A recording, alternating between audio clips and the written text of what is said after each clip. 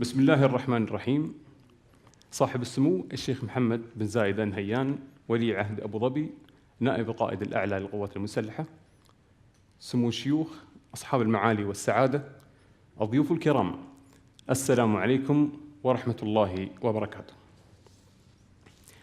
اسمحوا لي بداية بالتعريف عن نفسي. محدثكم خالد مايد الرميثي، مدير إدارة التخطيط الاستراتيجي في دائرة التعليم والمعرفة، وعضو في برنامج خبراء الإمارات. يشرفني اليوم أن أتولى مهمة إدارة الحوار في هذا المجلس الكريم، هذا المجلس الذي ينسج آفاقاً جديدة للحوار البناء والهادف، والذي يرتكز على العلم كقيمة راسخة وينطلق نحو فضاءات ثقافية ومعرفية أكثر رحابة. من أقوال صاحب السمو الشيخ محمد بن راشد آل مكتوم، نائب رئيس الدولة رئيس مجلس وزراء حاكم دبي حفظه الله، أن الابتكار يعتبر كثروة مستدامة أو أساس لتطور الشعوب وتقدم للدول إلى المستقبل. الحضور الكريم، نرحب اليوم بالدكتور لوتو، متخصص في علم الأعصاب ومؤسس ومدير مختبر غير المتأقلمين، وهو أول استوديو للتصميم العصبي في العالم. يقوم المختبر بإنشاء تجارب تفاعلية فريدة من نوعها في العالم الحقيقي لتمكين الجمهور من فهم عملية اكتشاف الحس الإدراكي. إحدى أهداف الدكتور لوتو هو تمكين الأشخاص الاعتياديين من فهم هذا العلم، ليس من ناحية أكاديمية فحسب، وإنما من مختلف نواحي الحياة، والأخذ بعين الاعتبار بأن ما ندرك أو نراه لا يترجم أو يفهم بنفس الطريقة بين الأفراد، وإنما يعتمد على الوعي الشخصي والمجتمعي.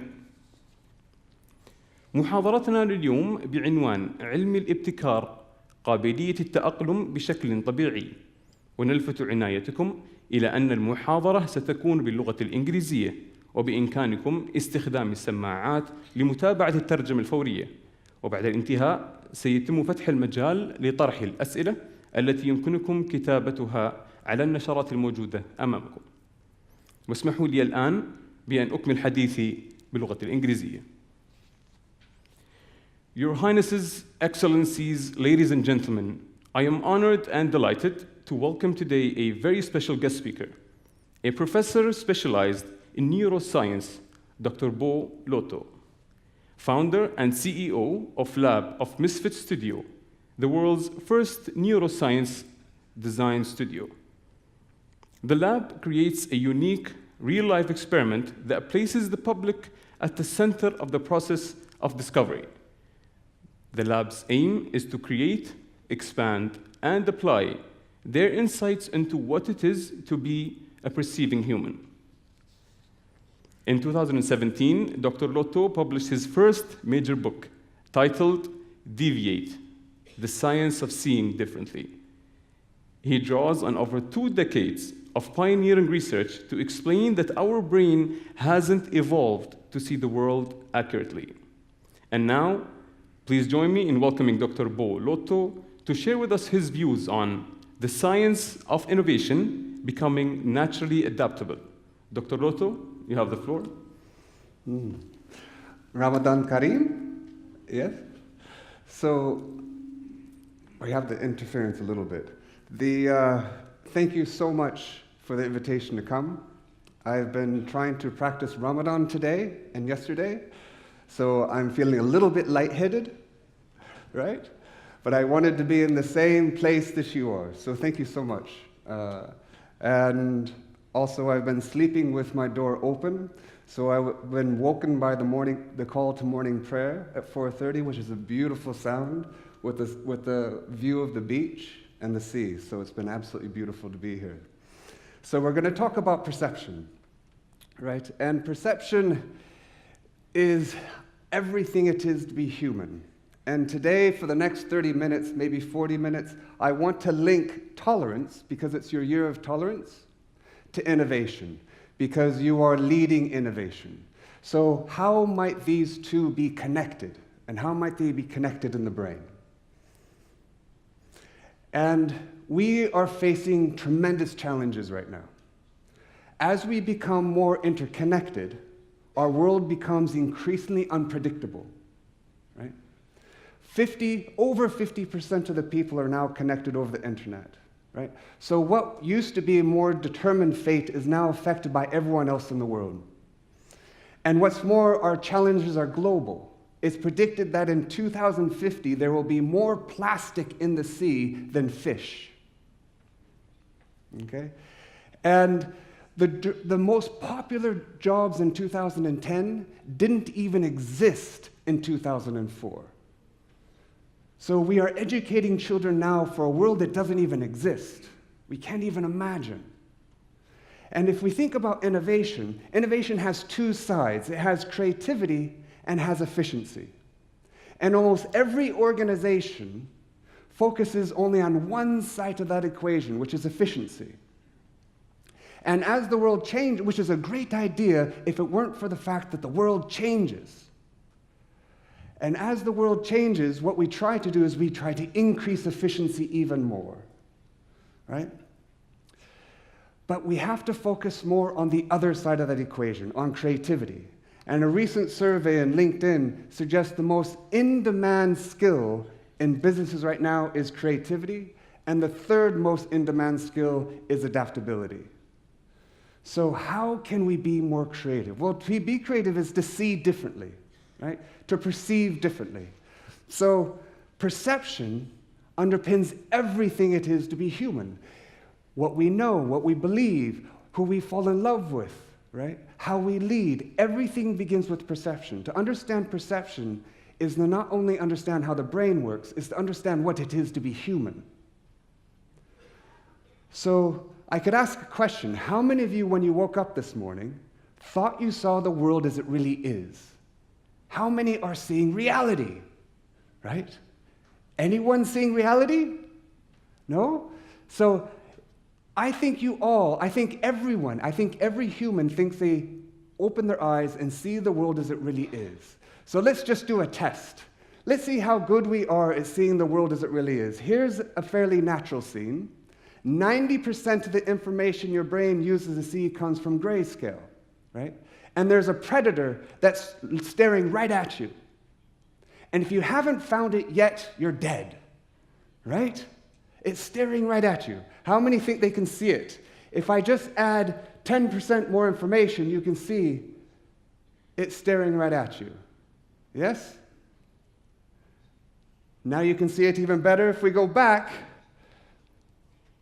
you can see it was always there, right? So this is a fairly complex scene. Let's try something even simpler. Let's just try lightness, right? The easiest perception that our brain has. Even jellyfish see lightness and they don't even have a brain, right? So surely we can see the intensity of light accurately. And here we have two dots. They're exactly the same. Same in shape, same in spectral content, and they look the same, right? But what happens if we don't change the dots? We just change what surrounds them. Do they still look the same? The one on the left should look lighter than the one on the right, right? This is our simplest illusion. It's called simultaneous brightness contrast, and we don't know how it works. But it makes a fundamental point about our brain and our perception, which is that context is everything. Our brain did not evolve to see absolutes. Our brain evolved to find relationships in space and time. Life is movement. If there's no change, there's nothing interesting for your brain to see. The brain loves difference, right? But a far deeper question is not simply that it loves difference, it's why does it love difference? Why does your brain love contrast, right? And I'm going to tell you at the most basic level of why your brain needs contrast. Imagine this is the back of your eye, okay? And this is light coming in from the world, and it's landing on the back of your eye. And these two shapes are identical in every single way. Spectral content, shape, everything about them is the same. And your brain has no access to the world other than through the light that's coming onto a retina. And at this point, your brain is being told that these two shapes are the same. and yet they come from completely different sources in the world. The one on the left comes from an orange object under direct illumination, oriented this way, whereas the one on the right comes from a yellow object in shadow, oriented exactly opposite direction. Completely different objects and conditions in the world, giving rise to completely the same information. So how does your brain solve this? This is the fundamental problem of your brain, that data is meaningless. It's useful, but it's meaningless. It doesn't come with any meaning. It could be a large object far away or a small object up close, a loud object far away or a quiet object up close. Your brain has no way of knowing. So how does your brain solve this problem? In fact, this is the fundamental problem that your brain evolved to solve, which is that all information is inherently meaningless. It doesn't tell you what to do. So how does your brain solve it? It solves the problem of uncertainty by continually redefining normality. Right? Your brain evolved to evolve. It's adapted to adapt. Your brain is continually making meaning based on its history. The functional structure of your brain is literally a physical manifestation of your past interactions with the world. Right? And I want to show you how quickly your brain can redefine normality, just using color. So I want you to first notice that these two desert scenes are the same in terms of color. One is just the flipping of the other, okay? And I want you to stare at the dot between the red and the green. I want you to look right there, okay? Don't look anywhere else. My children love this. So just look right at that dot. Don't look anywhere else. And we're going to do it for 30 seconds, all right? Stare at that dot. Your brain is learning. It's learning that the left side of its visual field is under green light, the right side is under red light. That's becoming its new reality. It's adapting. Right? You're also getting very sleepy. Right? Keep looking at that dot. Don't look anywhere else. When I tell you to, I'm going to ask you to look at the dot between the desert scenes, but not yet. 3, 2, 1, look at the dot between the desert scenes. Do they still look the same? No, the one on the left will look reddish, the one on the right will look greenish. And as you look around, your brain will again redefine normality. And we're just talking about color. Imagine what's true in everything else that our brain is doing. And what's more, your brain makes meaning not by passively receiving information, but by physically engaging with the world. Your brain lives in the real world. Our brains evolved in a body and a body in a world. Silicon Valley keeps forgetting this, right? I'll tell you a story of 2 kittens, all right? They're just recently come into the world, just born, eyes just open, and one of the kittens is allowed to run around on the ground, okay? And that kitten is actually physically linked to another kitten that's suspended in a basket. So wherever the one on the ground goes, the one in the basket also goes. So they have the same visual experience of the world, okay? And after a period of time, they test the vision of the one on the ground, and it sees perfectly fine. But what about the one in the basket? What does it see? It's had the same visual experience of the world. It's blind. Its eyes are open, but it can't see, because it's never been able to physically interact with the physical world and make meaning. So it has nothing to see. And as you let the kitten run around for a couple of days, it literally learns to see.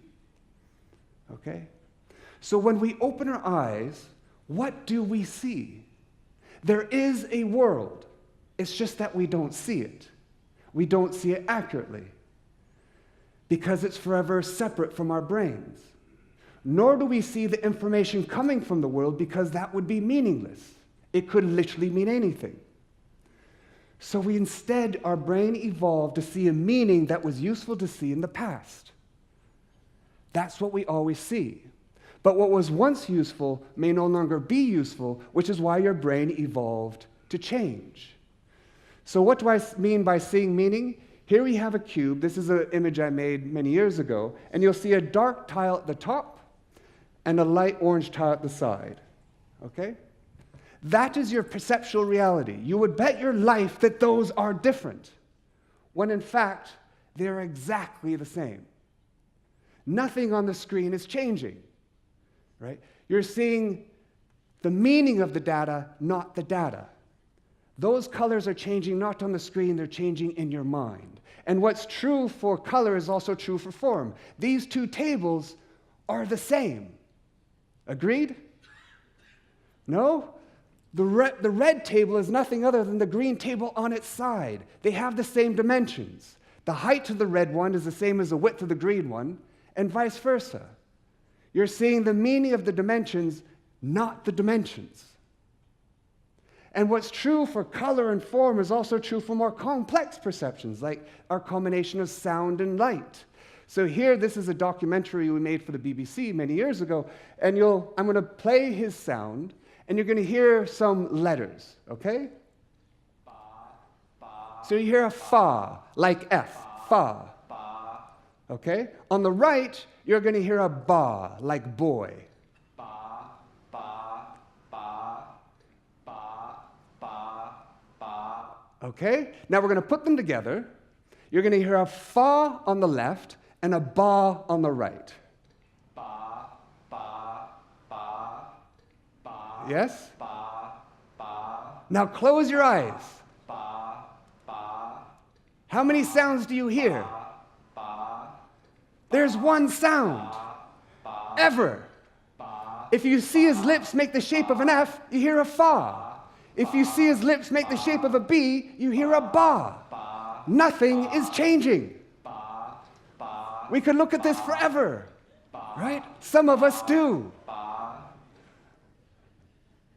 So everything we're doing is a reflex, right? We have no free will in the moment. Everything you're doing right now is a reflex based on your history, and not just your own individual history, the history of your family, the history of your culture, the history of your business, your evolutionary history. Most of our life happened without us even there, okay? And these reflexes and these assumptions and biases that are inside our brains just don't stay there. They get projected out into the world. This screen is not blue. There's light, but it's not blue. The color couldn't be closer to you. It's literally inside your head, projected outward. You are coloring this screen. Light exists, but it is not colored. So if a tree falls in the woods and no one else is there to hear it, does it make a sound? Do the waves make a sound when they come onto the beach? No. They create energy. The sound is a construct of your brain. And what's true for color is also true for more complex perceptions. So here we have two triangles and a circle. They mean nothing until I put them into motion. And now you're going to project a meaning onto them. Right? You hate one of the triangles. You're feeling bad for the other one.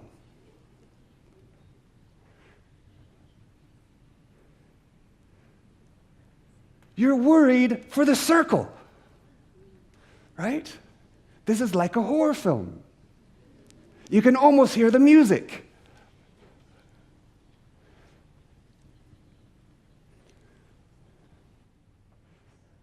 And we're going to stop it there. And you're all wondering, what happens to the circle, right? And the answer is nothing. It's a circle, okay? You projected the meaning. But if everything we're doing is grounded in our history and our biases, many of which we inherited, how could we ever see differently? How could we ever be creative? And the answer is quite simple. If you change your assumptions, we change our perceptions. If everything I'm doing is a consequence of my assumptions, and my brain makes only ever a small step, I never make a big jump. I can't get from here to the door without passing through the space in between. I can only ever make a small step, and to make a step to the next most likely possible based on my biased assumptions. If I change my assumptions, I change what's next to me, right? That is what is being creative. So why is it so here, I'm going to give you an example of how powerful it is to change your assumptions and your perceptions. So here we have a wireframe diamond, and we all come into the world with the assumption that we look down onto that surface, okay? So when I spin it, you're going to see it spinning from left to right. Now I want you to change your assumptions, okay? Instead of imagining looking down at that surface, I want you to imagine looking up at it. Sometimes it helps to blur your eyes, blink, look around it, and suddenly it will go in the opposite direction. How many can get it to flip? Has anyone been able to get it to flip? And every time you blink, it'll go in the opposite direction. Yes? All you're doing is you're changing your biases and assumptions.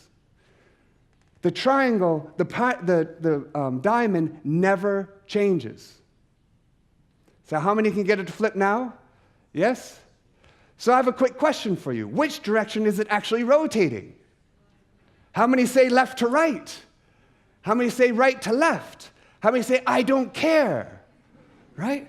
What if I were to tell you that there's no motion on the screen at all? Nothing is moving. Would you believe me? No? Nothing is moving. No, it's not. You're looking at an animation. An animation is a series of still images that are slightly different from each other. Your brain is taking that small change and seeing it as motion. If I took those same images and put them in random order, you would see a flickering, right? So you're taking a series of still images that are still, causing it to move, and then flipping it from one direction to the other depending on how you think about it. So why is it so difficult to change our assumptions if that's what we need to be creative? And I'm just going to give you two ideas. The first one is we've been educated to think that we're objective, that we have an accurate perception of the world. We've been educated for answers, not questions. Okay? It's like being educated to be a sous chef, but not a chef. But instead, we actually perceive the history of what we perceived before.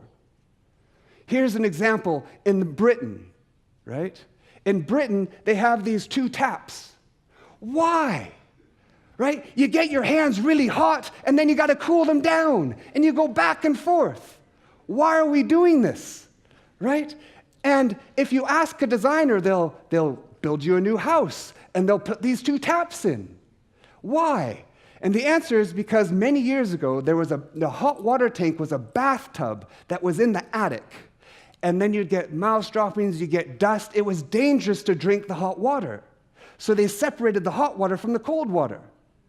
We no longer have bathtubs in the attic, right? We have hot water tanks, but we still have these two taps. Why? Because we had them before. And so much of our perception of the world, our education system, the way we run businesses, the way we relate to each other is based on the fact that we've just done this before. Okay? Which is why creativity begins with humility. It begins with not knowing instead of knowing. Nothing interesting begins with an answer.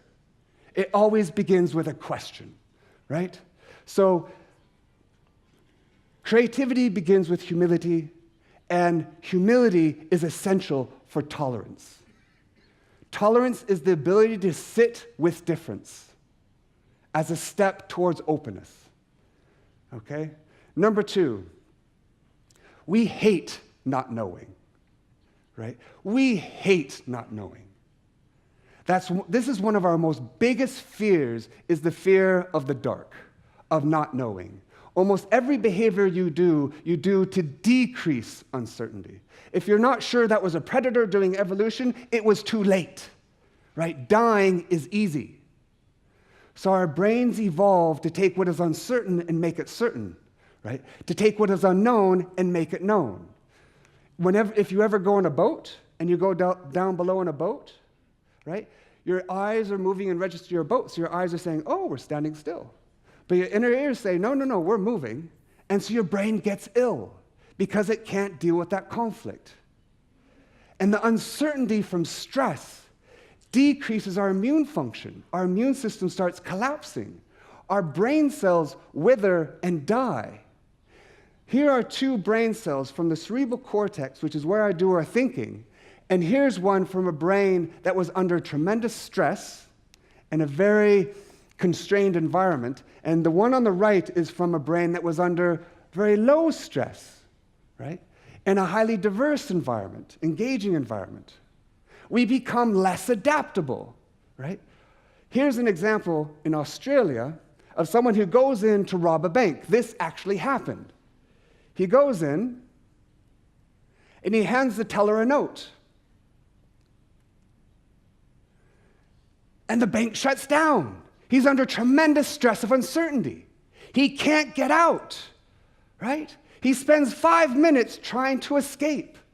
What is the assumption that his brain is missing? That doors push as well as pull. It was never locked. He was trapped by his biases. And how many times have we all done this? And this is what happens with stress, right? The stress of uncertainty, which is why in my lab and studio, in our education program, we only design along a single axis, the axis of uncertainty. We're either decreasing it or we're increasing it. You could argue that this is why Uber is successful. Uber is successful not because they tell you when a taxi is going to arrive. Uber is successful not because they enable you to get a taxi easier. It's because they tell you when the taxi is going to arrive. Right? If you're out on the street late for a meeting, you're trying to get a taxi, and 5 minutes goes past, you're not sure if you're going to get it. Your cortisol levels go up, you become stressed. But if you see, oh, the taxi's there. Oh, I can see it on a map. Uber will be successful depending on how predictable the taxi arrives.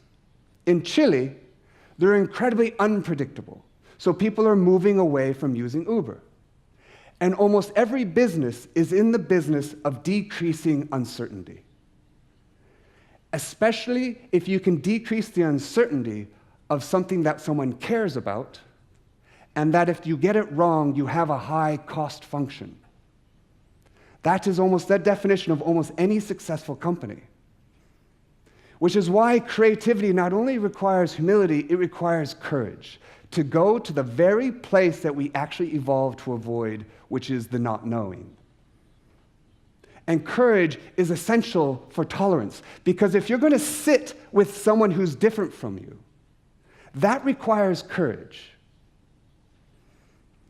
So the two principles that are essential for innovation and creativity are also essential for tolerance. But fortunately, evolution gave us a solution, right? What is the one behavior where we actually love uncertainty?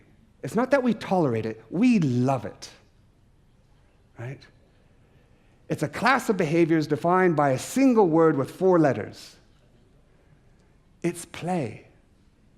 Play is literally evolution's solution to uncertainty. It's why it evolved. And if you add intention to play, what do you get? You get science. Science is nothing other than play with intention. And when we created an education program based as science as play, it resulted in the youngest ever published scientist at 8 to 10 years old. And what begins play is awe and wonder, right? That's what begins the question, is awe and wonder. And we have collectively been wondering and thinking about awe and wonder for literally hundreds, if not thousands of years. And yet we don't know how it happens. And so my lab has recently collaborated with Cirque du Soleil to find out what happens when we experience awe. Like this morning when I'm on the beach and I'm looking out to the sea and I'm hearing the call to prayer. Tremendous sense of awe, right? And so in the case, what is it and what does it do? So with Cirque du Soleil, we went and recorded the brain activity of people watching a Cirque du Soleil performance. And we involved students from the local community,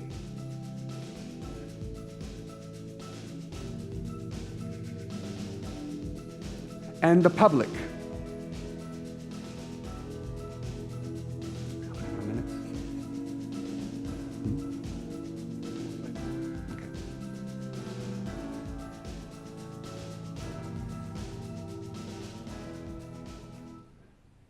So what is awe? It's a state of the brain, right? We can now actually record whether or not people are experiencing awe, and we have an artificial intelligence system that can predict, that can mind read whether or not people are experiencing awe to an accuracy of 75%. And what happens to people's behavior when they experience awe? Well, the first one is it increases your connectivity towards other people. You feel small but connected to the world. You decrease your need for cognitive closure. You're more willing to sit with uncertainty. And your appetite for risk increases. You're more interested in taking risk and better able at taking it. So, awe is literally the perception of what is bigger than us. Right? So why care? So we'll just conclude. Consider conflict. Conflict is to be in a situation that's different from what you expect. Your brain is now in conflict. And the way we normally engage with conflict is if you and I are in conflict, my aim is to prove that you're wrong, to shift you towards me. The problem is his aim is exactly opposite, to prove that I'm wrong and shift me towards him. Notice that conflict is set up to win, but not learn. Your brain only ever learns when it moves. And yet we design conflict to never move. So what if awe could actually be used as a tool to not end conflict, but to engage in conflict in a new way? We need conflict. That's how your brain learns. But we need conflict in order not to shift, but to expand. So to change the approach of how we enter conflict. To give us the curiosity to overcome our cowardice, right? Maybe awe and play can actually enable the humility and the courage to not know, right? As well as the curiosity to also understand. Because to understand another person is not to be able to measure their behavior, is to understand the biases and assumptions that give rise to their behavior, right? And so we've actually started a project in New York where we've actually shown where we can give people a sense of awe, and then we present them with conflict, serious conflict, and their rate of hate and anger goes down. And they actually become more creative because they have the ability to sit with diversity. And more than that, to be able to integrate across diversity. It's not enough just to have diversity. You have to be able to integrate across it. And it begins this way. Imagine what would happen if all of us entered conflict in our personal lives, with our children, in our businesses, not with an answer, but with a question, right? With the desire to understand rather than know, with the desire to understand rather than to convince, right? Which means that toleration is the fundamental first step to innovation, right? So if you're going to go from A to B, your first step is not B. Your first step is to go from A to not A, to let go of the biases and assumptions. So where can we find awe? Do we have to go to Cirque du Soleil? Do we have to see these big experiences? What if we could find awe, which children find all the time, by the way? They're one of the best finders of awe, which is to find the impossible in the simple, right? So with that, I will leave you with that concept. So thank you very much for the invitation. I hope that was interesting and useful for you.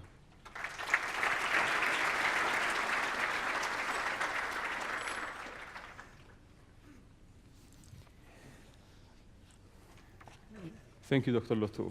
It was such an informative lecture on the ways of the human mind.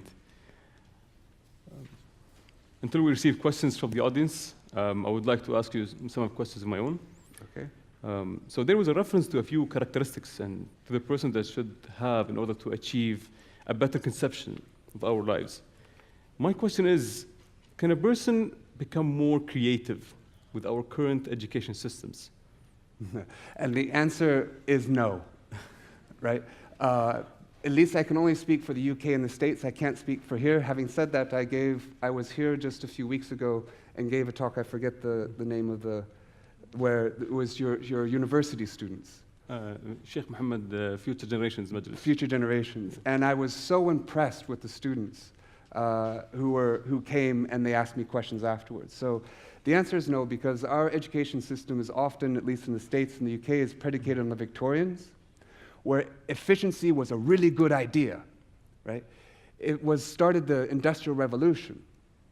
The problem is our world is now much more interconnected, and so we actually have to teach children how to be adaptable, not to know things, but how to be adaptable, right?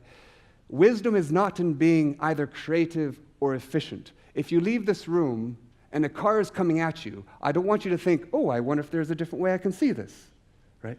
You have to get out of the way as fast as possible. Wisdom is knowing when to be on one side or the other. And that's what we have to give our children through education.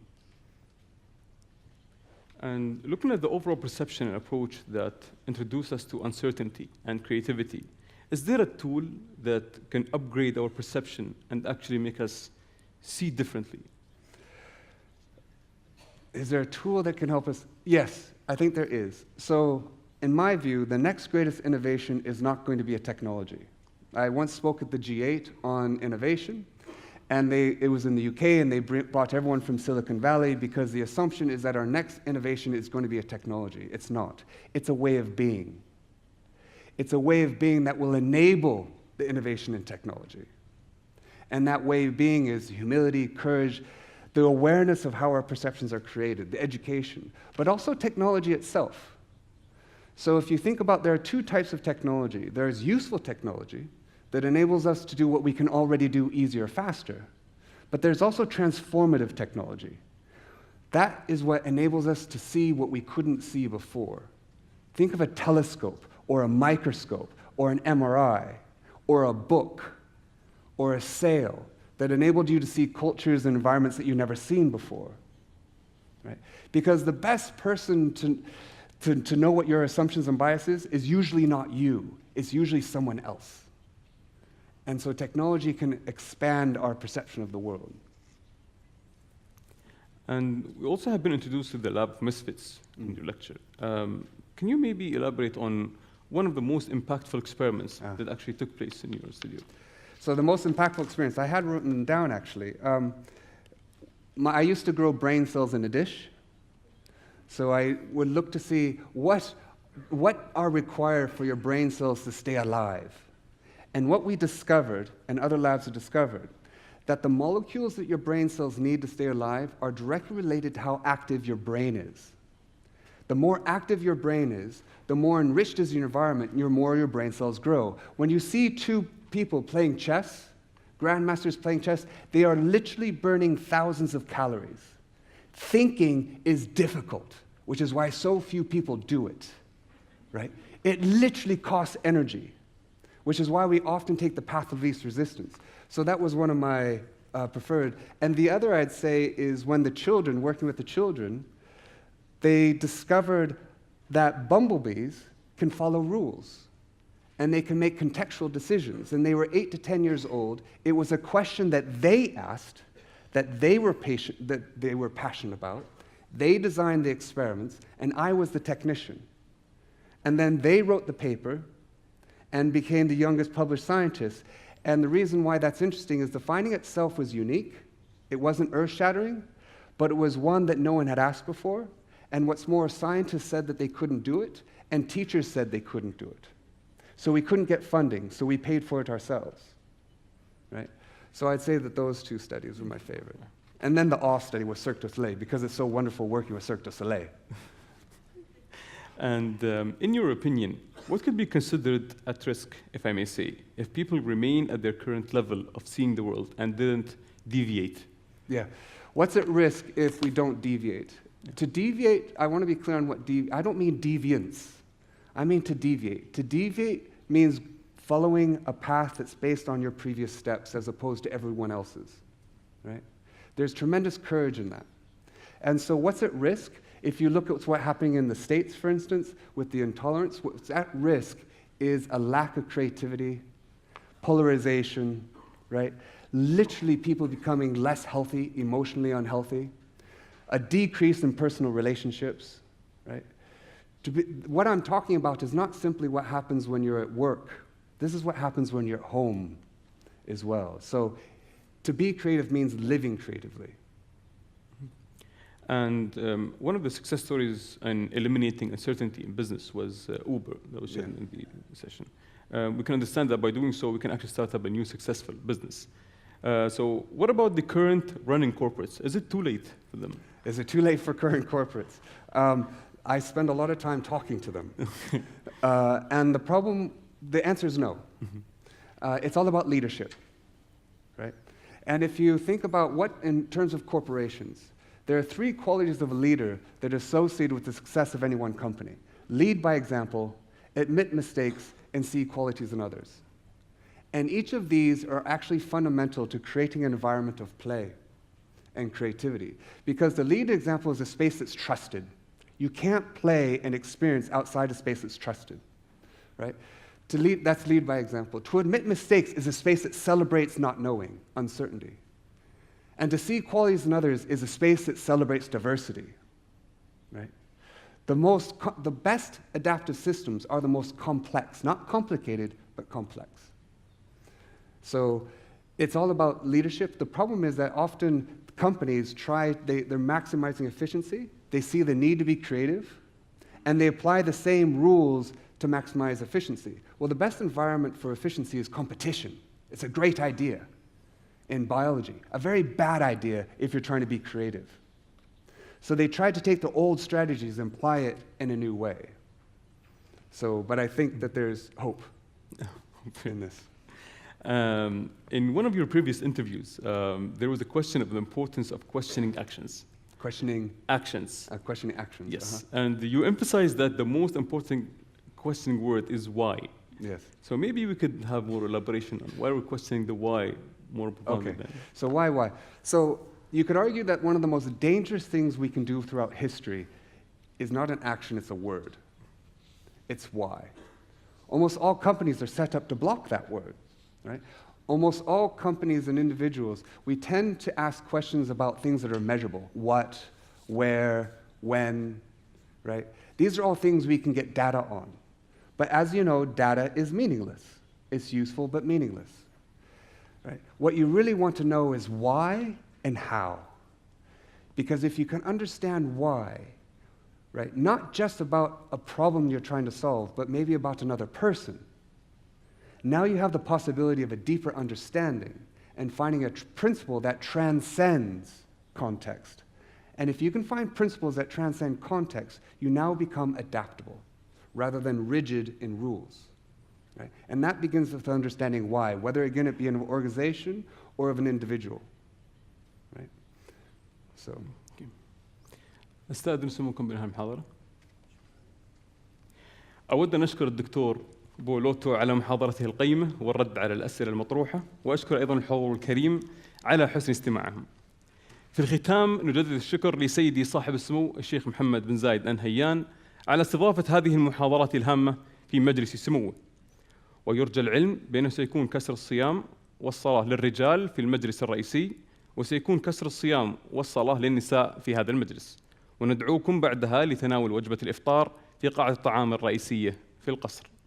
والسلام عليكم ورحمة الله وبركاته.